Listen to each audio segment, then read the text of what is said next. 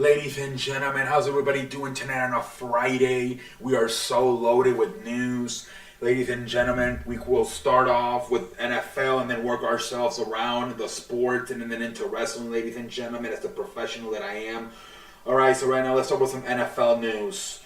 More fucking rookies, the rookie quarterbacks from Madden were ranked. Desmond Raiders was ranked 70, Malik Willis 69, Kenny Pickett 68, Matt Corral 68, Sam Howell 76. These were the first the quarterbacks that are expected to get some playing time here in the 2022 NFL season. And then they did something here with the Las Vegas is doing, I guess because a lot of teams are changing their stadiums names. So this is kind of stupid, but whatever. The teams that are the most likely in the next years to get a new stadium name: the Chicago Bears, the Washington Commanders, the Jacksonville Jaguars, the Carolina Panthers, Cincinnati Bengals, and Green Bay Packers. Wow, I'm very surprised that the Packers and the Bears, because Soldier Field and Lambeau Field are two of the classiest historic stadiums in the NFL. I know the Lakers, right? They went from being also what the hell were they? I beg you pardon. Staples Center to the Crypto Center, or Crypto Arena, where the fuck it was, and that's another historic arena. So I wonder, man. So the Lambeau Field and let me read this again. According to odds, the next teams to sell their naming rights to their stadium. So yeah, that means I'm pretty sure that means they're gonna change their stadium. But that's pretty that is pretty crazy that the Packers and the Bears would be in there. But anyways, so I guess they did more rankings for quarterbacks, and fucking Adam Kaplan from the NFL Insider, whatever. Where is I don't know. I think he works at Fox. He got pissed off because I guess they ranked Carson Wentz too low. I think to the point where they even ranked Jalen Hurts higher, and he was like, "It's not even close. Carson Wentz is much more talented than Jalen Hurts." So he got pissed off. I think Carson Wentz is a better thrower of the football. Jalen Hurts is more like athletic. But and Carson Wentz is also injury prone. And then Carson Wentz will turn the ball over. I can see, like, from a talent standpoint, Carson Wentz being a better thrower, but I don't know. I don't know. I mean, I think we know Carson Wentz what he is.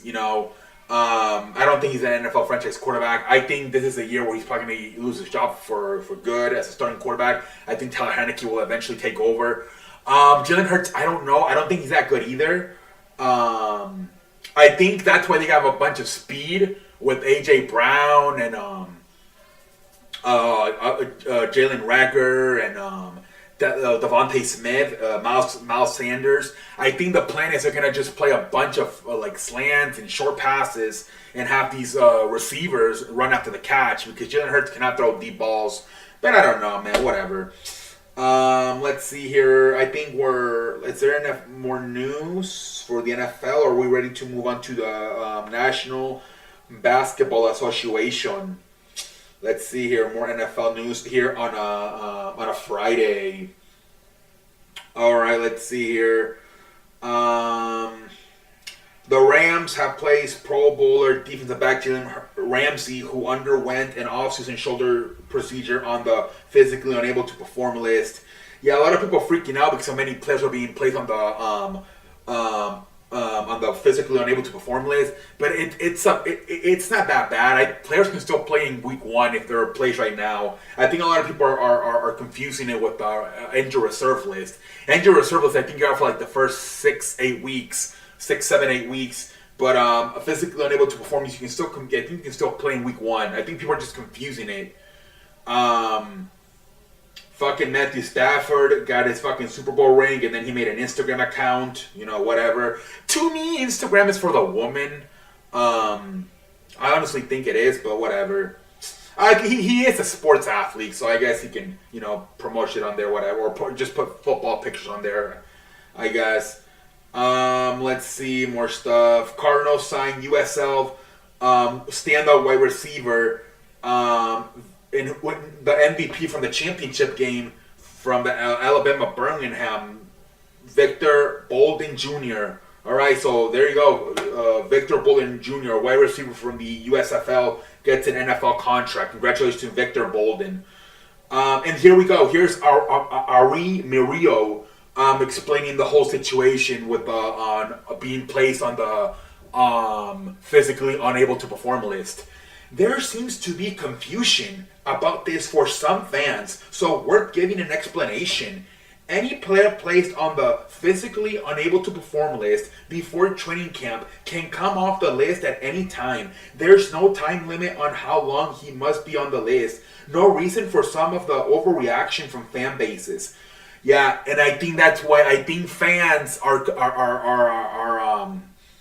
confusing the injury reserve and the physically unable to perform list. I think that's what's going on. So good job by Ari Amiri to clear that out for you, the fans. Ravens place left tackle Ronnie Stanley, outside linebacker Thias Borzer, cornerback Marcus Peters, running back J.K. Dobbins, and running back Gus Edwards, and safety Arius Washington on the physically unable to perform list. All of these guys are coming off injuries. I don't think they want to push them. They want to be careful with them. They want to be cautious. The Eagles come up with new helmets. I thought they already had black helmets.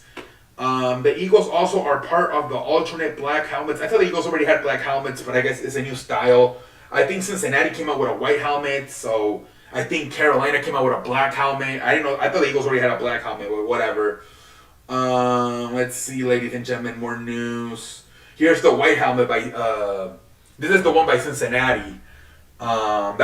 Cincinnati's gonna be using this puppy this season. I thought the Eagles already had a black helmet, but whatever. For the first time in Bengals franchise history, white will replace the primary orange color on the strip helmet that has been featured since 1981 and what will be Cincinnati's alternate helmet this season. Team will announce games it will wear. All right, so not for good, but for a few games this season, they will wear a white helmet instead of an orange helmet with the Cincinnati Bengals. The Jets also came out. The Jets came out with a new one too. This is the Jets' new uniform or helmet, whatever the hell this is. I think it's just all right, whatever. A lot of teams coming out with new. Shout out to Bo Jackson. He helped pay for the funerals of 19 children and 2 teachers that were killed in Uvalde school massacre. Shout out to Bo Jackson for helping the funerals of the families in the shooting, man. The Rams, man, came out with their freaking Super Bowl ring, man. I think they gave it out last night. So here you go, man. The Rams. That's the Rams' Super Bowl ring, ladies and gentlemen. Am I getting a clear look right there? I don't know if we are or not. But anyways, ladies and gentlemen, that's the Rams Super Bowl ring. Congratulations to the Rams once again on winning the Super Bowl. All right, ladies and gentlemen, and that is it for NFL. We're going to move to the National Basketball Association, and then we'll move into the Major League Baseball.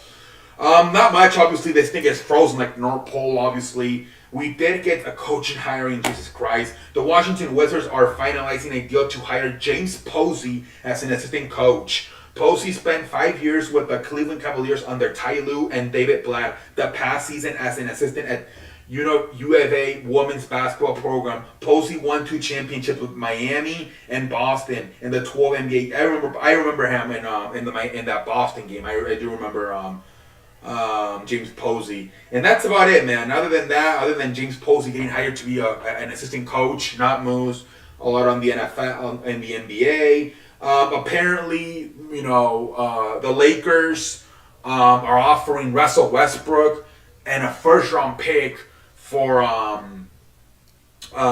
Buddy Hield and Miles Turner, but apparently the Indiana wants Russell Westbrook and they won 2 first-round picks. As of right now, the Lakers are only willing to offer Russell Westbrook and 1 draft pick. So that seems to be the problem right now. They agree on everything. They agree on sending Miles Turner and Buddy Hield and getting Russell Westbrook. And the Lakers also agree on that. The thing is, the Pacers won 2 first-round picks along with Westbrook, where right now the Lakers are only willing to give out Westbrook and 1 first-round pick. So we'll see what the hell that goes. Let's go to the Major League Baseball, ladies and gentlemen. The Red Sox have destroyed tonight. I believe, what was it, 27-3 was the final score. Jesus Christ, 27-5. They got destroyed, man. It was embarrassing, man. I think the fucking outfielder. What's up with the fucking Red Sox outfielders not being able to see the fucking fly balls? The center fielder messed with the fly ball. Ended up being an inside the park grand slam. Jesus Christ, ladies and gentlemen. I think also the catcher couldn't catch a pop up by home plate and in between home plate and the mound. Jesus Christ. The Red Sox have allowed 55 runs their last 3 games. They need to seriously think about becoming sellers. Yeah, especially with the way the Mariners and the Orioles are playing, they might have to consider it, man. It was embarrassing what happened tonight, man. A lot of ass whoopings. We'll get over there. Let's see here, more stuff. Man, they showed ticket prices for the fucking for going to baseball stadiums, and it is expensive as fuck. A lot of people are not going to baseball games this year. I think it's because it's the middle of the All-Star, the season, and I think they said that the All-Star game was about 10% lower than last year with the ratings, and then they said that nobody's going to the games, man. It is expensive. I think there was an article which, they name all the most expensive teams. I think Boston is the most expensive, the Chicago Cubs, the New York Yankees, the Houston Astros. Yeah, it's just fucking, it's unbelievable. And I think the fucking,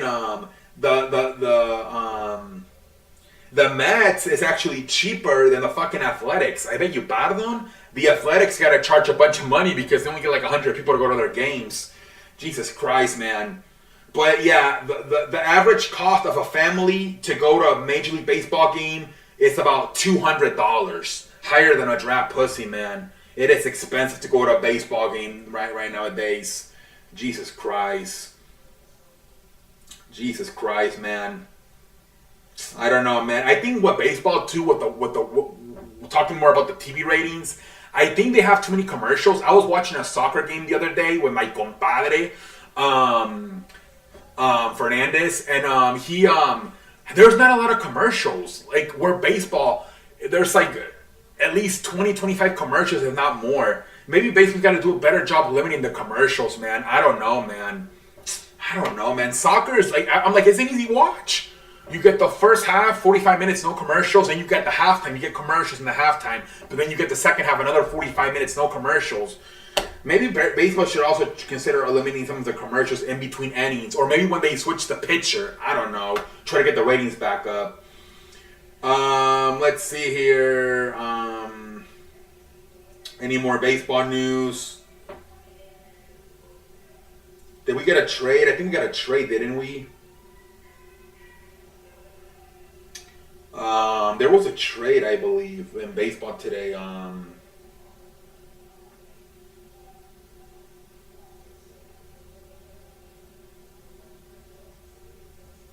Let's see here.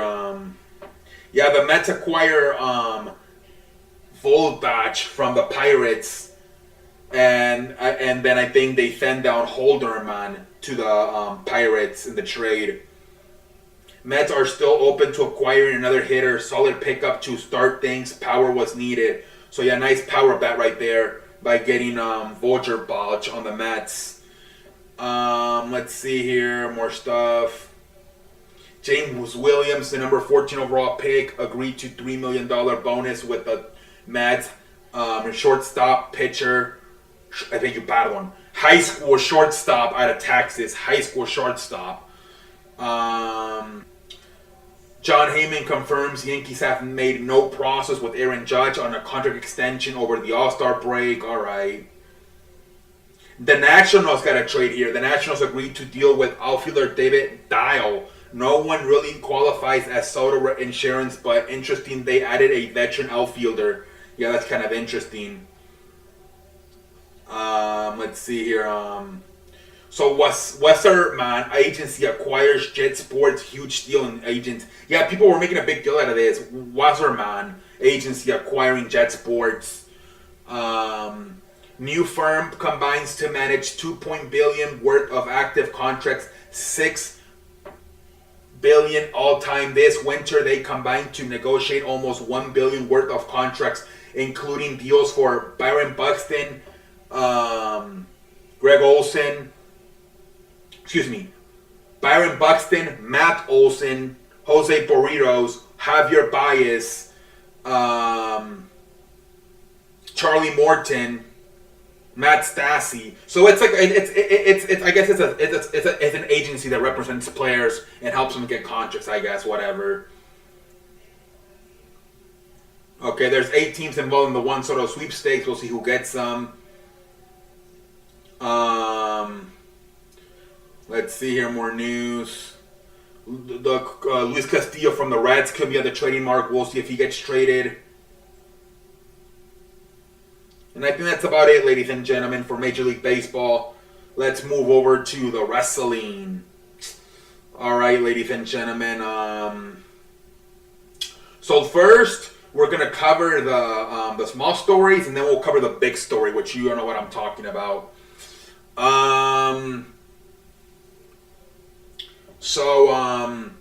Bray Wyatt is once again teasing a WWE comeback. I think in his last Twitter, he posted something about like something that Vince McMahon used to tell him, and then he quoted, I forgot what he said, but he quoted VKM, which is Vincent Kennedy McMahon's initials. So he's really teasing a WWE comeback on Twitter, man. We'll see what happens. AEW again, they're saying they're still going to be back probably for September. CM Punk, Adam Cole, Kenny Omega, and Bryan Danielson are all expected to be back for September for All Out. AEW is talking about bringing in Mauro Ranallo. Mauro Ranallo, man, a very good at commentating, very exciting. We're with WWE. I think he did. He also does boxing and MMA. I think they brought him in once for one match. I think it was Kenny Omega. I forgot who it was. It's Kenny Omega versus somebody. But yeah, they're having negotiations with Mauro Ranallo about possibly coming back. Maybe he can be Jim Ross's replacement in the future. Mauro Ranallo, pretty damn interesting about that one, man. If I was WWE, I would try to get him for Raw and replace Jimmy Smith. That's what I would do if I was WWE, man. That would be great for me. You have Michael Cole, Pat McAfee on SmackDown, and then Mauro Ranallo with Corey Graves on Raw. That would be fantastic for me, man.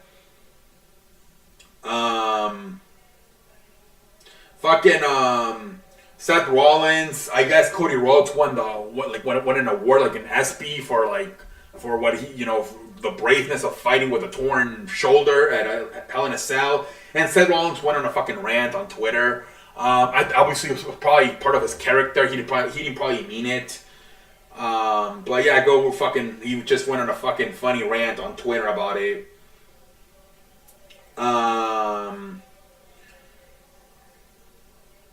Let's see here.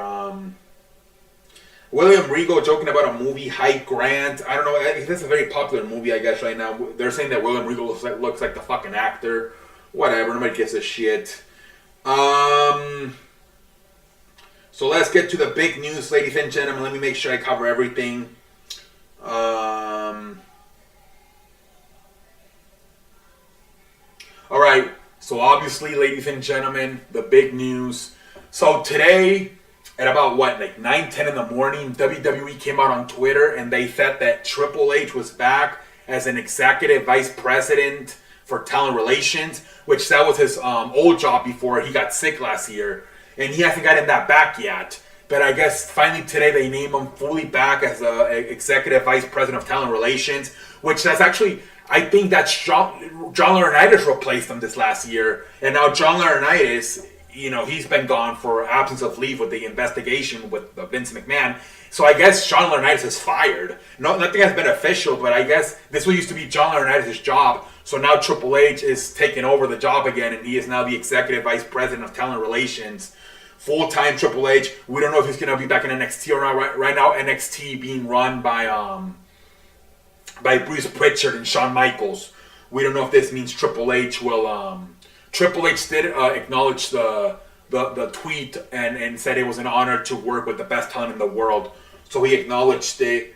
And then about 5 hours later, freaking Vince McMahon retires. Jesus Christ. He sent a Twitter out at the age of 77, it is time for me to go. It is time for me to retire. And then he put the intro quote thing. Now, forever together, or whatever the fuck it is. And Vince McMahon retired. I was having lunch. I couldn't believe it, ladies and gentlemen. I could not believe Vince McMahon retired. Jesus Christ. I always said that unless they put a pressure with the TV partners, NBC, USA, Fox, or the sponsors no longer want to sponsor them, I didn't think he was going to have to leave. But maybe there's a new story coming out that's really bad, and before it came out, he decided to retire, because this is crazy, man. Apparently, this was it was about a week ago that he decided to retire. I think they wait until Friday because of the stock market. They don't want people to like sell their stock, so I think that's why they always do these on Fridays. He announced that he was stepping down as CEO and chairman, and Stephanie was going to be the interim one. That was also on a Friday, and now today, again on a Friday, a month later, he announces his retirement. So I think it's because I think they had this plan maybe since last week, or maybe like on Monday or Tuesday, but they decided to wait because they didn't want people to freak out and sell their stock on WWE. People are going to get more information now. They saw SmackDown tonight was normal. They're going to get more information in the weekend. And so by Monday, when they can have the chance to once again sell their stock, they might okay, things are not looking as bad as I thought. But if they do this like during the week and people freak out, they might sell their stock, and they don't want the stock to drop from WWE. He sent out a message, never obviously acknowledged the whole sex allegation. He just said, at the age of 77, OMG, I'm fucking 77, Jesus Christ, and saying it was time to retire. And, he said, I'm not going to be there, but I'll still be watching, and thank you for the WWE Universe and shit. But yeah, man, McMahon retiring, Jesus Christ, man. I couldn't believe it, man. Stephanie McMahon and Nick Khan named the co-CEOs. They didn't name a chairman. They just said CEOs. Maybe they're not going to have a chairman anymore. Now they're just going to have Nick Khan and Stephanie be co-CEOs. Like I said, Triple H is the executive vice president of talent relations. So right now, they said that Bruce Pritchard and Kevin Dunn were the ones that were like in charge of doing SmackDown tonight. Although they did say both Triple H and Stephanie were also in the arena. So that's what people are going to wonder now. With Vince McMahon gone, who's going to be in charge of creative? Is it going to be Triple H? Is it going to be Bruce Pritchard, Kevin Dunn? It's going to be pretty interesting. There's reports that Kevin Dunn might also leave because he's also very loyal to Vince McMahon for so many years. He's the head producer, and he's been very bad lately. The camera angles are terrible lately in WWE. A lot of people have been calling for Kevin Dunn to get fired because lately the fucking even you compare the NXT to WWE, and it's much better camera. It's a different producer, I think, in NXT. It's much different. It's better camera work where in WWE you get all these different angles of zoom in, zoom out. Some people have complained in the past they get dizzy. So a lot of people have been calling for Kevin Dunn's firing as head producer, and they might not even fire him. He might just resign because he was so loyal to Vince McMahon for so many years. And then speaking of that, Brock Lesnar ended up walking out. He supposedly he had told in the past, people, if Vince McMahon ends up leaving, I'm leaving with him. He said in the Pat McAfee interview back in February, I view Vince McMahon as a father figure. So a lot of people are shocked, because they think Lesnar doesn't give a shit about, anything but the money. And here Lesnar kind of showing his feelings, some compassion, and Vince McMahon being loyal to Vince McMahon. As Vince McMahon is retired, he said, if Vince is not here, I'm not here either. So a lot of people like surprised that Brock Lesnar reacted the way he did.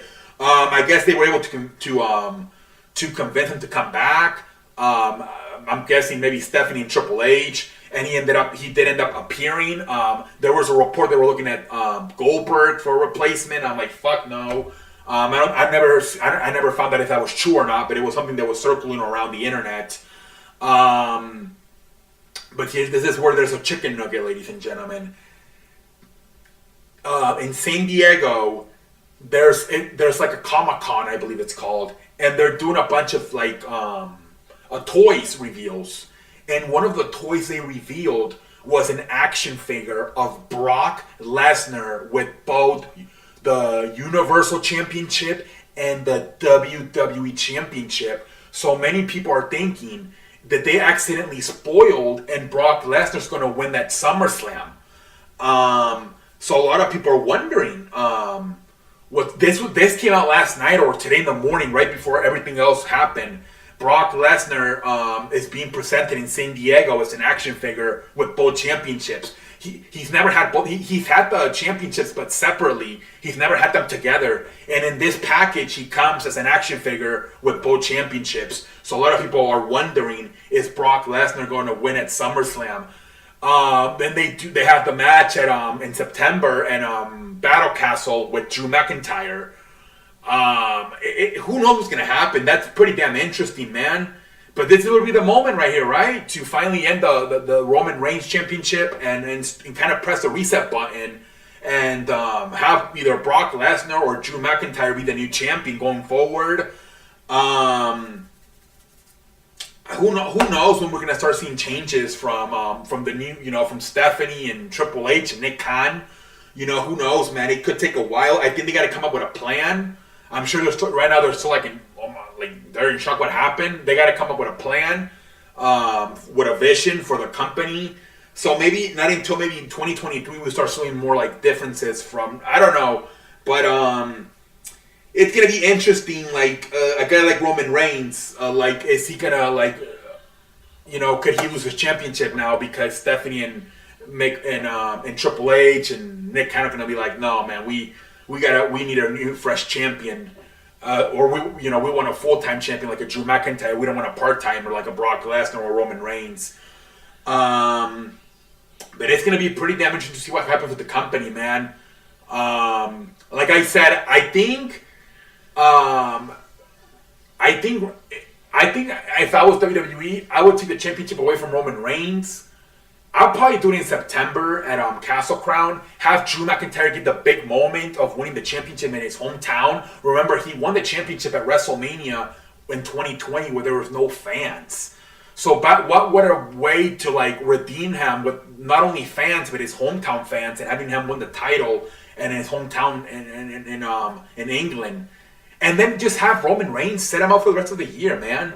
Set him up for the rest of the year, and then once the Royal Rumble comes around in January, then you bring him back and you try to figure out what the hell you want to do with him. Now is The Rock Roman Reigns match off with Vince McMahon no longer being. Now Triple H and The Rock have a very good friendship, so I think it can still happen. It can still happen. Triple H and The Rock, they're known for really being good friends. So I think there's still a way to negotiate that match at SummerSlam between Rock and Roman Reigns. But I said it before and I'll say it again. At this point, the Trifle Chief gimmick, it might have run its course. The only reason you keep that gimmick is if you really have a good chance of doing that match at WrestleMania with The Rock. If not, I think you gotta press the reset button with Roman Reigns, give him some time off, and possibly bring him back as a babyface again. I don't know. I don't know what you do. I think it's time to, like I said, the only thing that to me is holding the Trifle Chief gimmick, the head of the table gimmick, is the possibility of a Rock match at WrestleMania. But once that happens, or if that does not happen at all, I think after that, whether that happens or not, I think it's time to repackage this guy. I don't know. I just think, or maybe just take him off TV for a few months and take the titles away from him. That's a big thing. I think people are just tired of him. They're tired of him being champion. Maybe you can bring him back as a Trifle Chief, but without the titles. I don't know, man, boy. This is where it's a time right here to, like I said, have him win at or maybe have Brock win at SummerSlam, and then have it be a triple threat match: Brock Lesnar, McIntyre, and Roman Reigns, and then have McIntyre win it at Castle Crown. You could do that too. This is the moment right here, especially at the Castle Crown in September, to remove Roman Reigns and have McIntyre win in front of his fans. Ladies and gentlemen, until next time, I'm out like a light. Thank you for watching.